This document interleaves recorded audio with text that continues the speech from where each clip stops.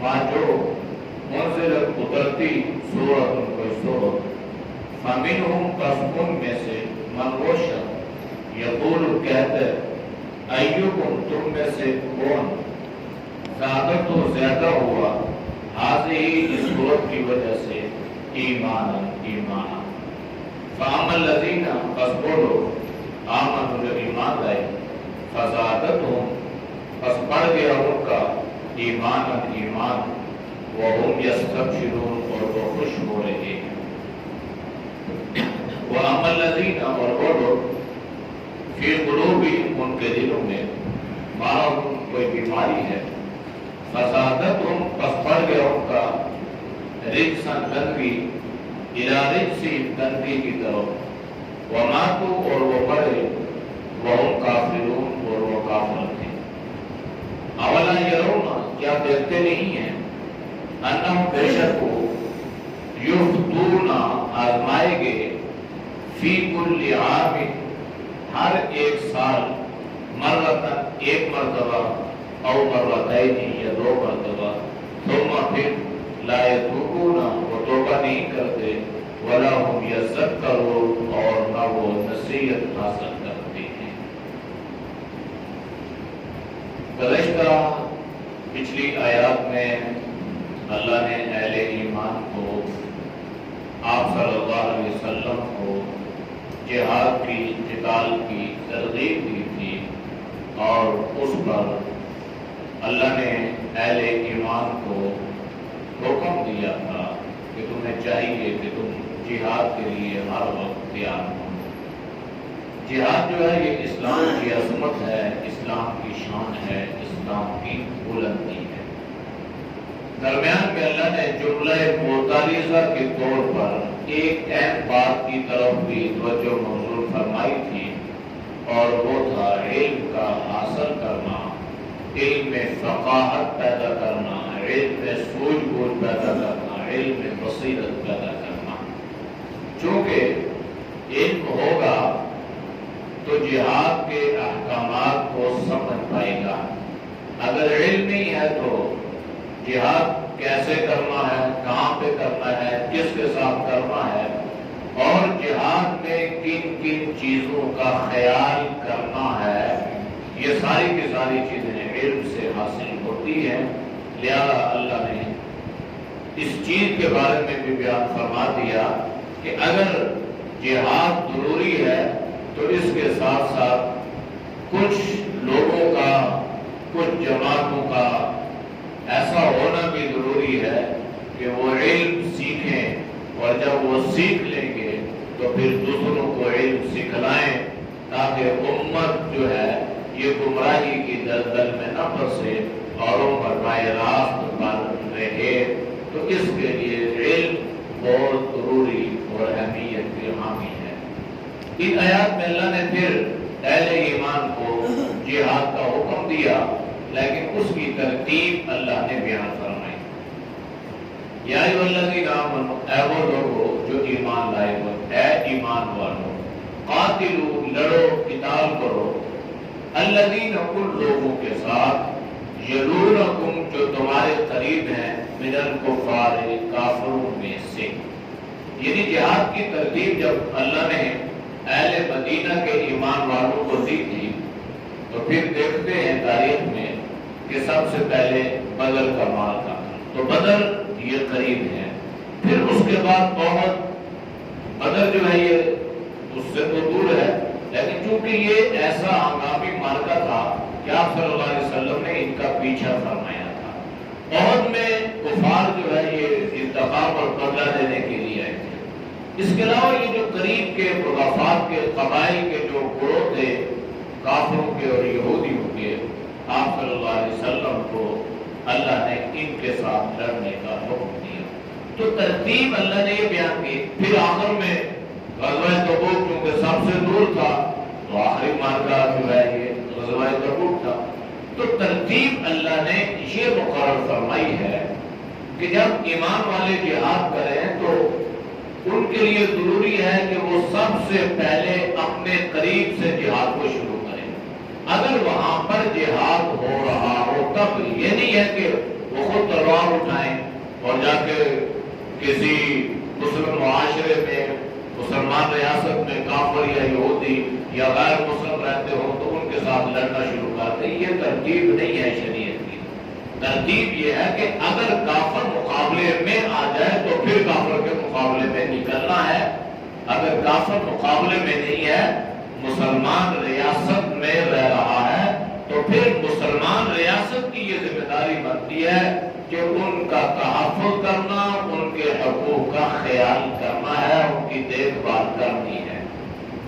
ہاں اگر کافر مقابلے میں آ رہا ہے تو پھر ان کے ساتھ لڑنا ہے. تو پھر ترتیب اللہ نے یہ بیان فرمائی ہے یلونکم من الکفار، کہ قریب سے اس معاملے کو شروع کرنا ہے. وَلْيَجِدُوا فِيكُمْ غِلْظَةً، اور دوسرا حکم اللہ نے یہ بیان فرمایا ہے کہ اپنے آپ کو آپ نے ایسے رکھنا ہے کہ آپ کا رعب اور دبدبہ یہ کافروں پر رہے، اور کافر آپ کے بارے میں یہ محسوس کرتے رہے کہ اہل ایمان کے بارے میں ہمارے بارے میں غصہ پایا جا رہا ہے، وہ ہمارے بارے میں سخت ہے. ایسا نہ ہو کہ وہ بالکل یہ محسوس کر لے کہ ایمان والوں کی کیفیت یہ ہے کہ ان کو جدھر موڑو مڑ جاتے ہیں، جیسا ان کے ساتھ کرو وہ کر لیتے ہیں. اگر ایسا کیا تو پھر جہاد کی عظمت ختم ہو جائے گی، مسلمانوں کا رعب اور دبدبہ اور ہیبت جو ہے یہ ختم ہو جائے گی. اس لیے اللہ نے اہل ایمان کو یہ حکم دیا وَلْيَجِدُوا فِيكُمْ غِلْظَةً، وَلْيَجِدُوا کہ وہ کافر پائیں فیکم تمہارے بارے میں غلظۃ سختی، رعب، دبدبہ، ہیبت، تاکہ انہیں پتا ہو کہ مسلمان بزدل نہیں ہے، مسلمان پھکنے والا نہیں ہے، مسلمان جھکنے والا نہیں ہے، اور مسلمان جو ہے یہ 2 ٹکے کی خاطر اپنے ایمان کا سودا کرنے والا بھی نہیں ہے. وَاعْلَمُوا، اور جان لو ان اللہ مع المتقین، کہ اللہ کی مدد متقین کے ساتھ ہے. یعنی جب آپ جہاد کر رہے ہیں، لڑ رہے ہیں، تو آپ کے اندر اللہ کا خوف ہے، تقوی ہے، طاعت ہے. اس بنیاد پر اللہ نے آپ کو یہاں میدان میں کھڑا کیا ہے. تو جب آپ ایسی صورتحال لے کر باہر نکلیں گے کہ آپ کے دل میں اللہ کا خوف ہوگا، تقوی اور طاعت ہوگی، تو پھر اللہ کی مدد، اللہ کی نصرت قدم قدم پر آپ کے ساتھ ہوگی. اہل ایمان کے ساتھ اللہ کی مدد ہوتی ہے. اور یہی آپ تاریخ میں تو کیا آپ افغانستان میں دیکھ لیں، 20 سال تک ساری دنیا کا اسلحہ، اسباب، ذرائع، وسائل، سب کچھ، لیکن اللہ کی مدد ان کے ساتھ تھی اور بڑی حکمت عملی کے ساتھ وہ کرتے رہے. اب اللہ نے انہیں کیا دے دیا؟ اللہ نے انہیں فتح سے ہمکنار فرمایا. اور صورتحال یہ ہے کہ جب پہلی مرتبہ وہ آئے تھے تو وہ سائیکلوں پہ آ رہے تھے اور ان کے پاس بیٹھنے کی جگہ میسر نہیں تھی، اور اب اللہ نے ان کو ایسا مال غنیمت عطا کر دیا. جب ایسی وہ گاڑیوں پہ آ رہے ہیں، BMW کے PW، پتہ نہیں کیا کیا نام ہے گاڑیوں کے، وہ اللہ نے مال غنیمت، جہاد کی برکت سے اللہ مال غنیمت عطا کرتا ہے نا. جہاد میں اللہ نے یہ رکھا ہے کہ جب تک مسلمان جہاد کرتے رہے تو اللہ نے بانیاں بھی دی، غلام بھی دی، مال غنیمت بھی اللہ نے عطا فرمایا. جہاد چھوڑ دیا تو ساری نعمتوں سے محروم ہو گئے. تو اب اللہ نے دیکھیں اللہ کی مدد ان کے ساتھ تھی، ان کے ساتھ شامل حال تھی، تو اللہ نے مدد فرمائی. قربانیوں کے سلے میں اللہ نے انہیں فتح بھی عطا فرمائی اور اللہ نے انہیں مال غنیمت بھی عطا فرمائے. جو بیچارے غاروں میں رہ رہے تھے، پتہ نہیں کہاں رہ رہے تھے، جنگلوں میں چھپے ہوئے تھے، اور آج وہ بڑے بڑے محلات میں اور بڑے بڑے قیمتی صوفوں پہ اللہ نے ان کو بٹھا دیا ہے. تو یہ اللہ ہے، اللہ ایسے کرتا ہے. وَمَا كَرُوا وَمَا كَرَ اللَّهُ وَاللَّهُ خَيْرُ الْمَاكِرِينَ. تدبیر کیا تھی؟ کہنے والے کیا کہہ رہے تھے کہ ہفتہ 10 دن 20 دن کے اندر اندر صفایا ہو جائے گا. وہ آج سے 20 سال پہلے کے بیانات آج کل وہ سارے نکل رہے ہیں نا، وہ سارے کلپ چل رہے ہیں کہ اس وقت کتنی امریکہ نے پڑھ کے لگائی تھی کہ ہم ان کو 1 ہفتے 10 دن میں کر دیں گے، پھر کتنی فوج آئی، پھر کتنی آئی، پھر کتنی آئی، وہ ساری چیزیں سامنے ہیں. تو اصل یہ ہے کہ جب میدان عمل میں نکلیں گے، تقویٰ ہوگا، اللہ کا خوف ہوگا، تو اللہ मगफिरत आपके साथ शामिल हाल होगी। वइज़ा मा उनज़िलत सूरत, जब कोई सूरत उतरती थी कुरान करीम की, तो फमिनहुम मन यक़ूलु अय्युकुम ज़ादतहु हाज़िही ईमाना, तो उनमें से वो जो मुनाफिकीन थे ना, वो कहते थे अहले ईमान से, ये जो सूरत उतरी है, इस सूरत से तुम्हारा कितना ईमान बढ़ा है, यानी इससे तुम्हारा, वो बतौर तंज के ऐसा कहा करते थे। हालांकि अल्लाह ने कुरान में ये बात रखी है कि कुरान करीम सुनने से, कुरान करीम सीखने से, बल्कि वाज़ो नसीहत सुनने से भी इंसान का ईमान जो है ये बढ़ता है। इसलिए कि ईमान के दराजात हैं और इन दराजात के मुताबिक अल्लाह, क्योंकि अल्लाह ने जन्नत के भी दराजात रखे हैं, तो जैसा ईमान का लेवल होगा ऐसा अल्लाह जन्नत का दर्जा भी अता फरमाएगा। जो इंसानी फितरत है, अभी हम यहाँ बैठे हैं, मस्जिद में बैठे हैं, कुरान हमारे सामने है, दीन की बात हम सुन रहे हैं, तो हमारे ईमान का लेवल कुछ और है। इस वक्त ईमान जो है ये इंसान का बढ़ जाता है, ईमान तरक्की करता है। लेकिन जब हम यहाँ से उठेंगे और दुनिया के काम काज में मशगूल हो जाएंगे, तो फिर हमारे ईमान का लेवल वो नहीं रहेगा। झूठ भी है, कमी बेशी भी है, गुस्सा भी है, ग़ीबत भी है, ये सारी कभी कर लेते हैं, कभी सुन लेते हैं, तो इन गुनाहों की वजह से ईमान जो है ये तनज़्ज़ुली की तरफ आता है, यानी ईमान जो है कमजोर हो जाता है।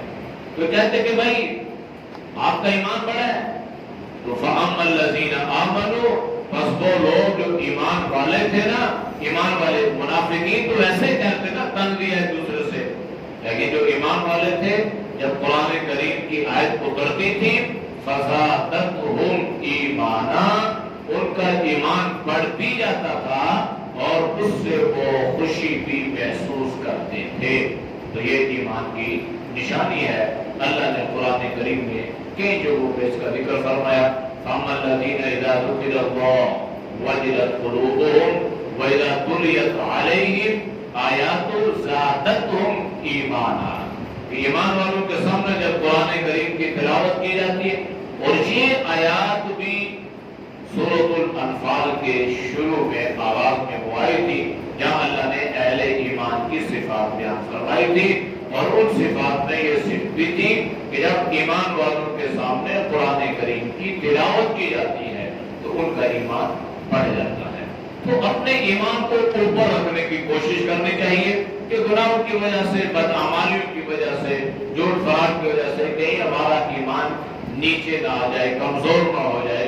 तो अपने ईमान को तवाना रखना, अपने ईमान को कवी रखना, ये इंतहाई जरूरी है, और ये आमाल की वजह से होता है।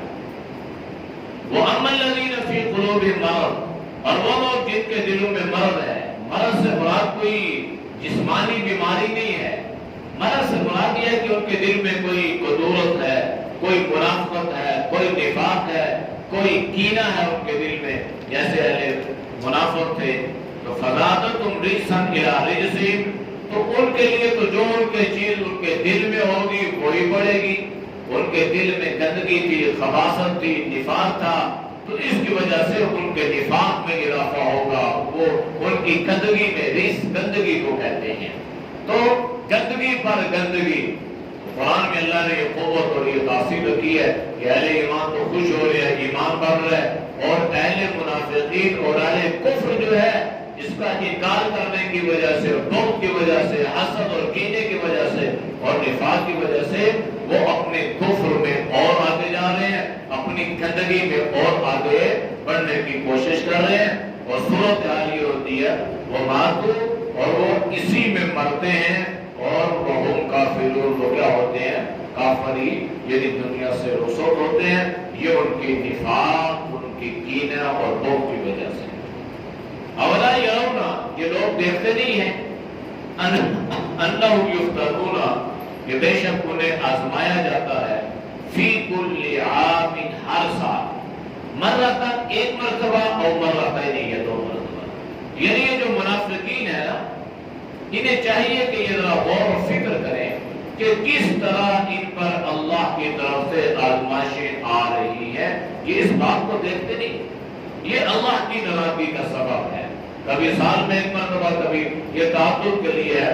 ضروری نہیں ہے کہ ایک مرتبہ یا 2 مرتبہ، یہ اس سے زیادہ. بدر میں اللہ نے ان کا نفاق کھول دیا، ذلیل رسوا ہو گئے. احد میں اللہ نے ان کو ذلیل رسوا کر دیا. تبوک میں اللہ نے ان کو ذلیل رسوا کر دیا.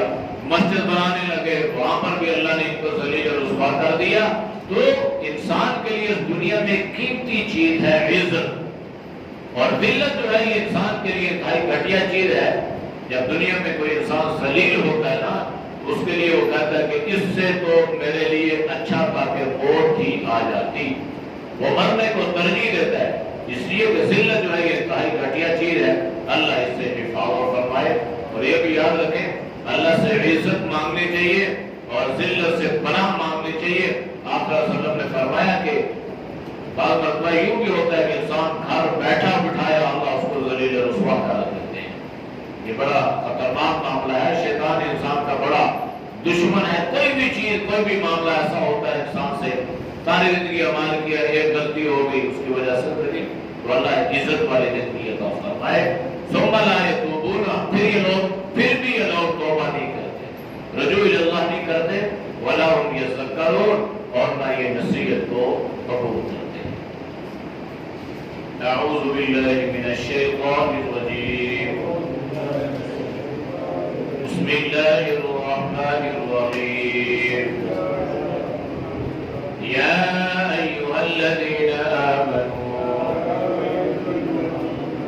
قاتلوا الذین یلونکم من الکفار وَلْيَجِدُوا فِيكُمْ غِلْظَةً وَاعْلَمُوا أَنَّ اللَّهَ مَعَ الْمُتَّقِينَ.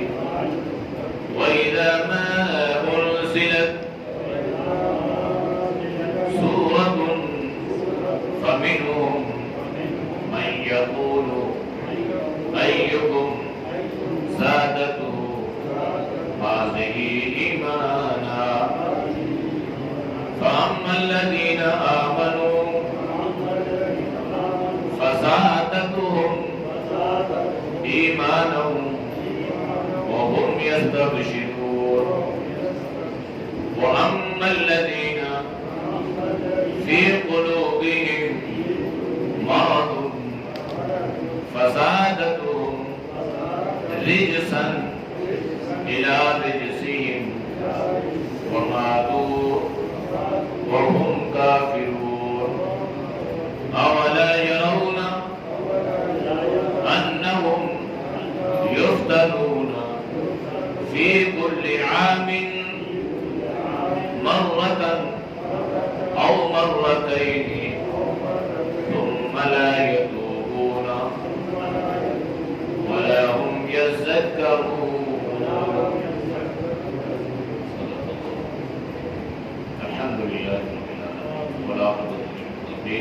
والصلاة والسلام على خير خلق محمد وعلى آله وصحبه أجمعين. اے اللہ ہم سب کے سیئات کو معاف فرما، گناہوں سے حفاظت فرما. اے اللہ ہم سب کو روحانی اور جسمانی بیماروں سے شفائے کلی عطا فرما. یا اللہ جتنے روحانی جسمانی بیمار ہیں، گھروں میں ہیں، مرد ہیں، عورتیں ہیں، یا اللہ اپنے فضل سے، اپنے کرم سے سب کو شفائے کاملہ عاجلہ نصیب فرما. یا اللہ تو ہم سب کو علم اور عمل والی زندگی نصیب فرما. اے اللہ تقویٰ طہارت والی زندگی نصیب فرما. اے اللہ ہم سب کو پوری امت کو اللہ دونوں جہانوں کی عزت عطا فرما. ذلت ضلالت سے، ہماروں سے اللہ تو ہم سب کی حفاظت فرما. اللہ ہماری دعاؤں کو اپنی بارگاہ میں قبول فرما. مریض کے لیے، خاتون کے لیے دعا کریں. اس نے بھی آنکھ کا آپریشن کروایا ہے، اللہ اپنے فضل سے، اپنے کرم سے اسے قوت بینائی عطا فرمائے. اس کے آپریشن کو اللہ کامیاب فرمائے. اللہ اس کو صحت ایمان والی زندگی نصیب فرمائے. یا اللہ تو سب کو، یا اللہ آنکھوں کی بینائی سے اللہ کسی کو محروم نہ فرمانا. یا اللہ سب کو قوت بینائی عطا فرمانا، قوت گویائی عطا فرمانا. یا اللہ قوت حافظہ عطا فرمانا. ہر امتحان سے، ہر فتنہ شر سے، ہر آزمائش سے اللہ تو سب کی حفاظت فرمانا. صلی اللہ تعالی علی نبی وعلی آلہ وصحبہ اجمعین برحمتک یا